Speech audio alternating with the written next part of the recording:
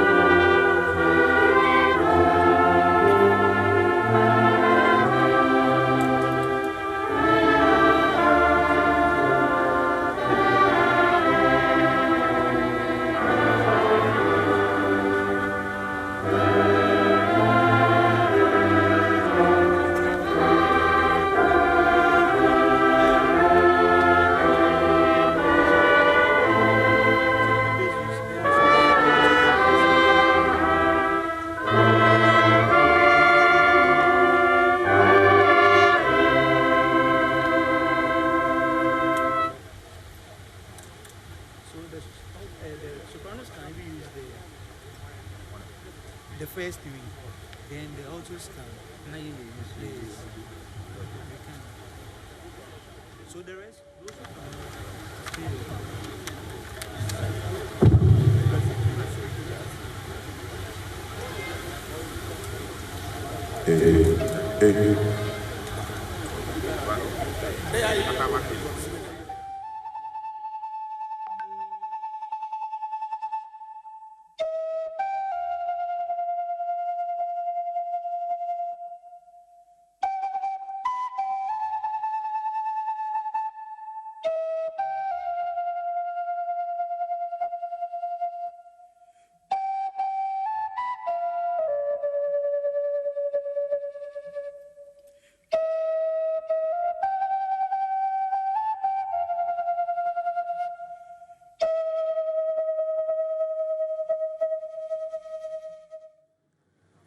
So as we all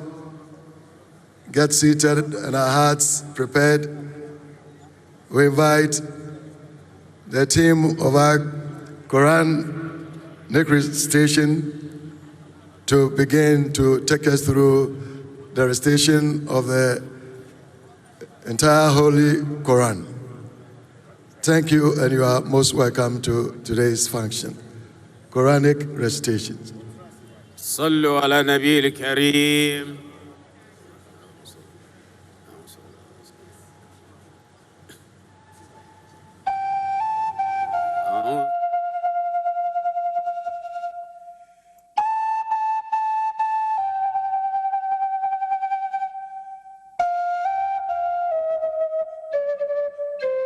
الرحمن الرحيم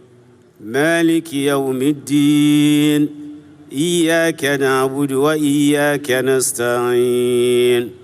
اهدنا الصراط المستقيم صراط الذين أنعمت عليهم غير المغضوب عليهم ولا الضالين بسم الله الرحمن الرحيم ألف لام ميم ذلك الكتاب لا ريب فيه هدى للمتقين الذين يؤمنون بالغيب ويقيمون الصلاة ومما رزقناهم ينفقون والذين يؤمنون بما أنزل إليك وما أنزل من قبلك وبالآخرة هم يوقنون أولئك على هدى من ربهم وأولئك هم المفلحون.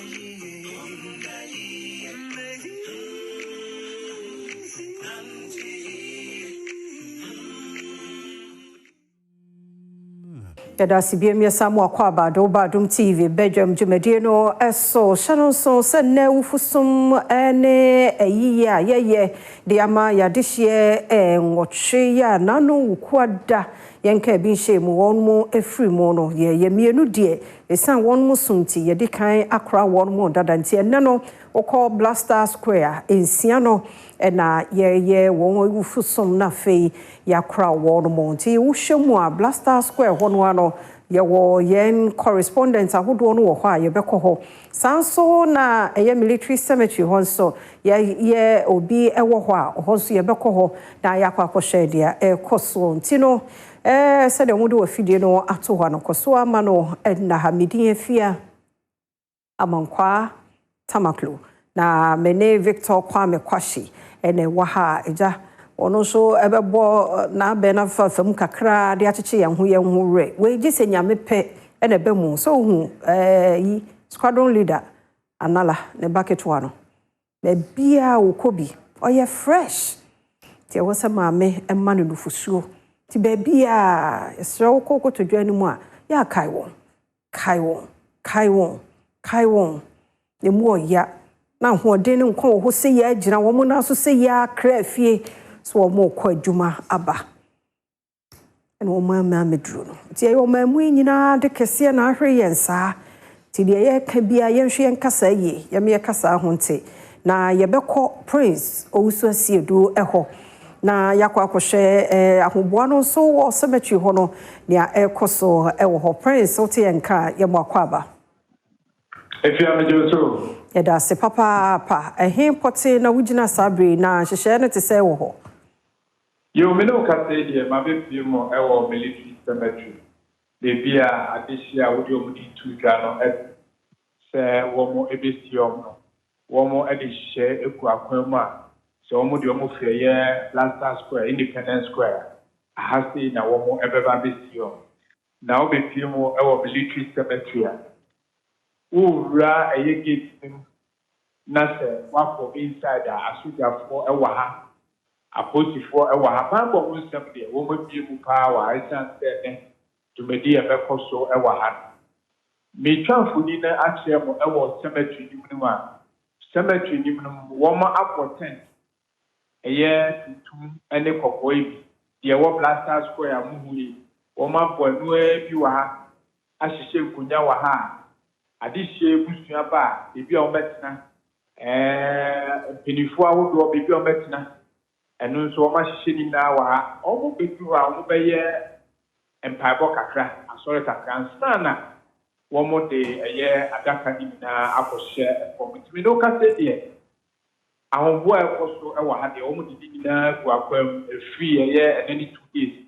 wɔn aba ha siesie bibia ɛno anadokura na wɔn wɔ ha ntumi na ɔkasa deɛ bibia gu n'akwam ɛwɔ military cemetery. Edase papa panti no nyenya ma wo yi de besi wo ho bia nso adaro ma se de wo ye wadwuma no na wa ma yense tumi aka yedase nyame mo ho ban ma ye prince usasiedu na yete no enka no nti no sesie yi no ye wo eye Blaster Square na de ekoso ewo ho ya ma ne bofo wo ho abna poku ahwene ni team no ewo ho no ma ye behwe na mpanifo ahodo bi a adika ba ho no na ye no won di nkomo na se wo ne ye hyase a anopa na nkyekora be no nsia ba pounds ma aduasa de na wo ma pagya mu no de abesi park no sokora dada abusua no so aye krado akunafo yi minhu ye kura ba miensa bi nan kura obi akura tena se ya dada ti ma menkwa abra poku ahwene ho na ye hwede ye ko poku ahwene anopa ye wote ye nka ye mo akwa aba na den ekoso sesie wo Blaster Square ho na yenhu dia ekoso nti empanifo atichu no dia bebre no aba okunani bi na etwa adwo enye bete ba kusi enye easy awurade pe ene mo re chechefo ti awurade pe ene be chechire mo re ti ehwe ani mu hyehyɛ mu no na yesema mpani abede akire by 850 die na wono abanti na ho pepepe no 855 na ho no de na mampani John Dramani Mahama nso aba atichiu fiachi ene bencheye ene ne wono aba Blaster Square wo mo ba bepepe o man ye ni wo mu ne suo e wa ade a ya nwene ye nsusuo a ato ye mpofiri mu saa no mo ba bechechi ye hwe nti obi anhye no ho den na wo sa dwumadie kese mpanifo de ato dwadada se emia bi ewo ho ani tichu wo sa Blaster Square importamu ho ne de enya de se ahyen no ube se de nkakane bibia nkoso a wo ye no nyane saa nti ene kwanfofo bi wo ho no betumi afa eni die mu ana mo aye ne saa e de amaye na menkwa chire kakra enra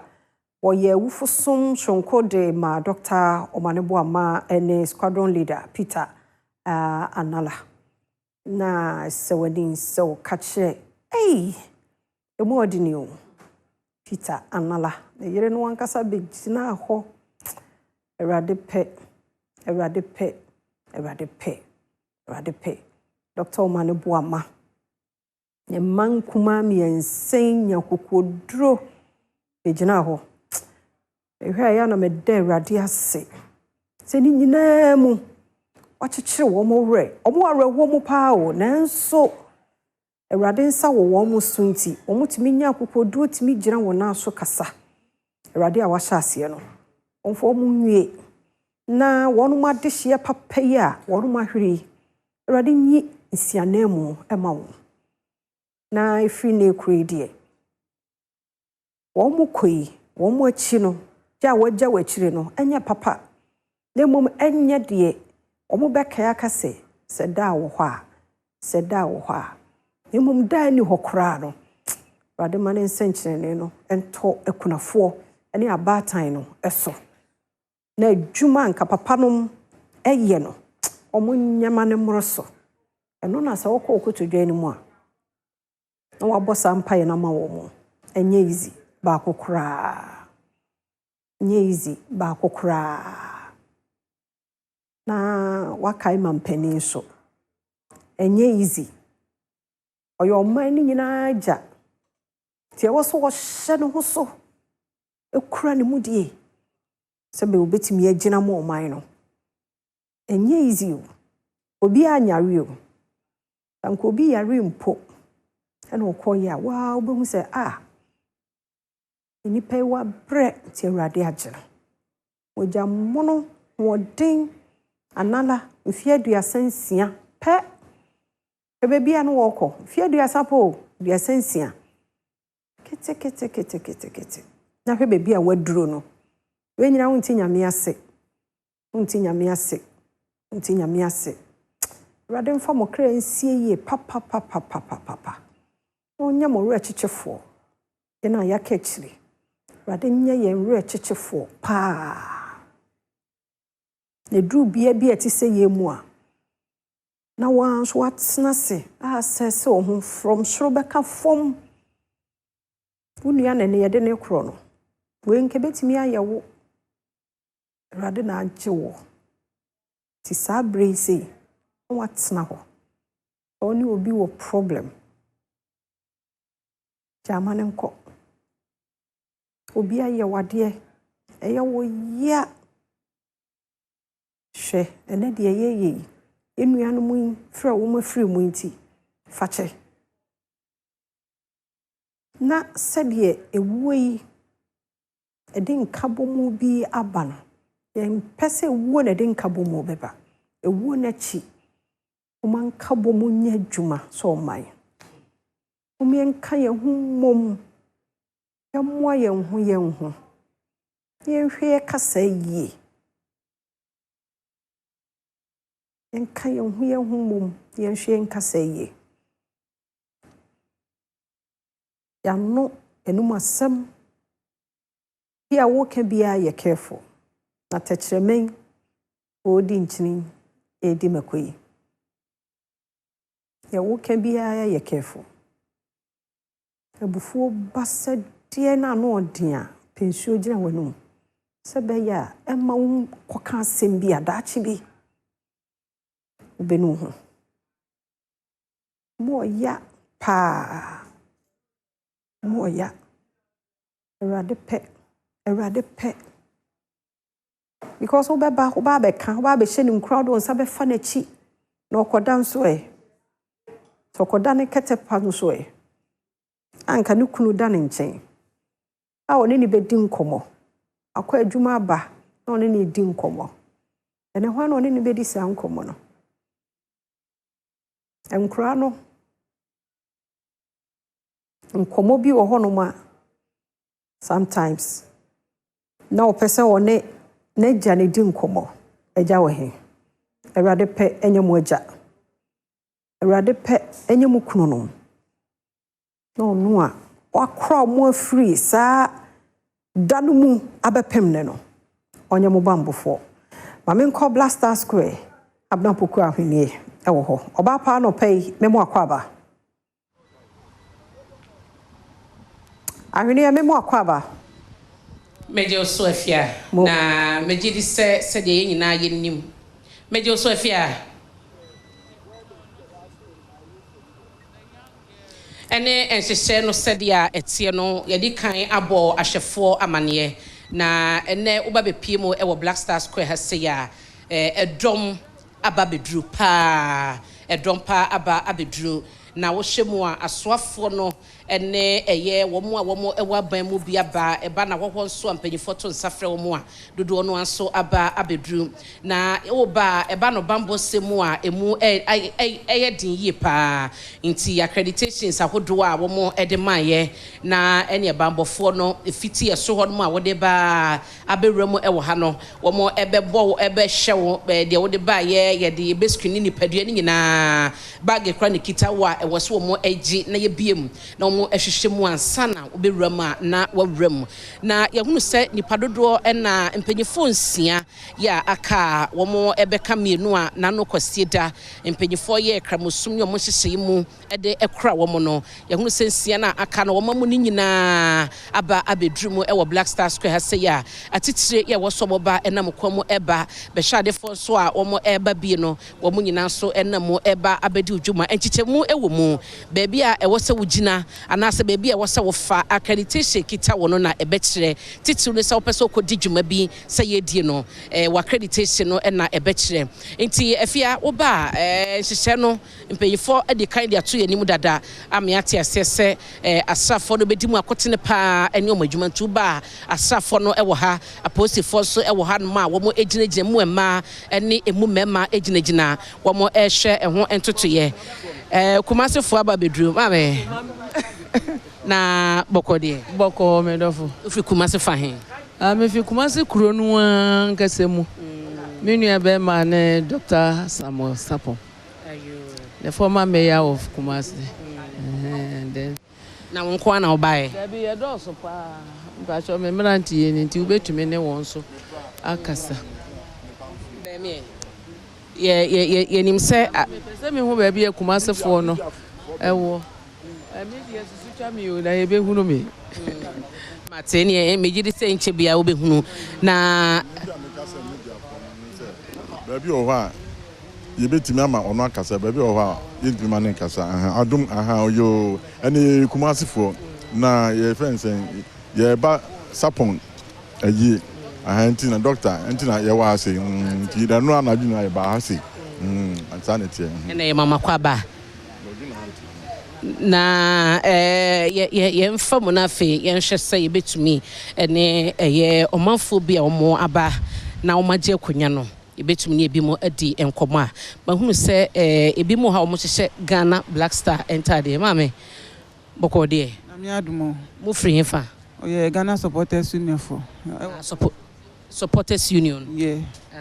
na mo bedi agro na sɛ mo ba sɛ mo behwɛ bi nyɛ sɛ yɛbɛdi agro na ne atu Ghana atu yɛ nyinaa nti ne na yɛaba sɛ yɛbɛka busua no ho na yɛahwɛ ne yɛbɛyɛ a yɛ papa no bɛduru baabi a ɔmo fi ɛno nti ne yɛaba nti nyɛ sɛ ne Ghana Supporters Union ba sɛ gya yɛnim sɛ de yɛnim mu yi awerɛhoɔ mu a na mode nam awerɛhoɔ mu a na nyinaa yɛwɔ a yɛde aba ha nti nyɛ ne bi mu koraa na modɔɔso ɔyɛ dɔɔso yɛ kurɔfoɔ no ma ɔkwan so ba nti mo a mo wɔ ha ɛnyɛ mu nyinaa ni mpatwɔ da bi yɛ dɔɔso paa mate meda ase na mame nkɔ na afei mpanyinfoɔ no bi nso ɛwɔ ha no yɛne ebi mo ɛmo nkɔmmɔ nhwɛ mame wadaroma ma wo sina wo suti so deɛ bɛtete wo makye yɛna kasa de mame yɛna sɛ da wafa wo ho yi wo kan Ghana Supporters Union for no wana mpatwɔ ai na obi bebisa sɛ nka mo adwuma deɛ yɛnim deɛ moyɛ na ha ɛ any sports pay anything supported said they say Ghana any we in we are here to just mourn as Ghanaians. Then I'll be catching abusua ya ene ye be kasa wo mo ekununum ewo mu ene Ghana manyina me ma mo ya akọ eno apene betimi aka dey biem I mean sure mo dem because yedim say enye easy me kwa aba and tom de nyame ye bompa ye say nyame sure mo cry That's Now, do you know? Nanaya. Nanaya and I know a D and Kobono Ghana Supporters Union and Yaneno Abomia who said a him for a would only be so aba. Ye beshena fe ye ni ebimo edim komo na dear one more ed war ne a recitation sema one more was one debetumuno na ye dear no so ako Yataba. It is saying Medeshia nyami 2 minutes me hoye. Na to Ufri Kumasi be do that way. Enra nwumre na me be do ye na me nua sapon ade atomani sei dia cement me transant mem se me twen se ye behwe ewo kasafo nyini so ade asi ne die abusuafo ni nyina me ne omo ye kama talk of Mutala Alhaji Muniru omo nyina me ne omo ye kama Samuel sapon de me nua panyin no enti ade sei asia eya rehosem nyaade ametimi atena ho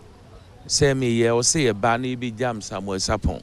ene abusua aka nyina twe die yesre nyame se onkyekere abusua ni nyina re ene o mampanyi mahama nyame mo ne ho ban na ade asi yesre se ni kwase nyame ema ni ebisi biem ana se ekire no Ghana Army omuntutu omu ne maye se afidie ni na enya o mampanyi ma mo fa bibia nto nchen ontie ni obi beka no nto foforo mon fa ni so mo opposition no omo kan se o na ado oto a enye onfa ni wo nto nchen no nto foforo na ye ntena ho ema precious lives see enti me hwere Meda sapa jataba na wotene kanu fra santimante mo bedru enra anwumre na ye be fam na ye nimpanyifo no ma hu se ohempon ba ko hanana wadaroma betumi akasa meda se na ye ne no enim komona na mpacho udi no ne baby awo midi simpim afedikata manso ilagwe mefi doy mudodowa ayo nana ye da se so waje brama yen die abanie omunyina ntina baya na se nipa ba ku bi wo ma na oben won ntina baya omunyina ntina me baya if you say omuko ye djuma mo man no say we say na yesu no say Ghana say aye ati pada mo fran person mo ye djuma o mo wo pitmu akwe national kanka drag ye development down backwards na we o mato mo say omuko ye program na o mo di atiso no makona dia we akosidia kroni nyina Ghana nyina wa unim se opesu papa enum because it's on enum wa no every those sources it enye so bi kokekewo because say na mo Ghana say no is affecting us anka yenye we no aka make say akra enya so no akra we are going to import water it utia ana uti Ghana who say wo ma mukọ juro mukọ no mukọ ma the society is breaking down and we have to fix it, reset it. It's in way where I can say be a swan if ye I can now no preferences to be a didi up to 12 o'clock the whole Ghana. Let the money warm, you keep it fast warm. If you say omoko CVM, oma munima omokasano, politics blind the war. One day we also we are for no, it would not because gradually if this can say erodes China for there, omudiko mukrum, no mu iplamu, no mu samasa say na, omukwa omukasa say all right. But we know that nobody in future. Can you even afford to import water? That's what is going. That's where they should be asking themselves. Our trees are dying, and when the last tree dies, we all die. That assume is there. Are they thinking about it? No. It's where they are second of irrespective of the divide you belong to. As long as a national canker, you must fight it headlong. Na galamse semi aye kan no ebi ehunu sa said the approach no say abaya amba ko nyina no makrokro galamse approach no intina mane guso a ekoso na bre semi ba ebi se ne we de mpanyufo fa ni bre pa ehim unu sa adeni de won se na didi agro se onye hwi mo fa ni na adwuma eto mkoye Ghana. God is not only in Ghana. God will Cote d'Ivoire. And most African countries. Someone said, do they do this there? They're regulated. And now the half-handedness and a treaty one. But like you said, your mount kid grows. What does here? with the skill say Ejumanio.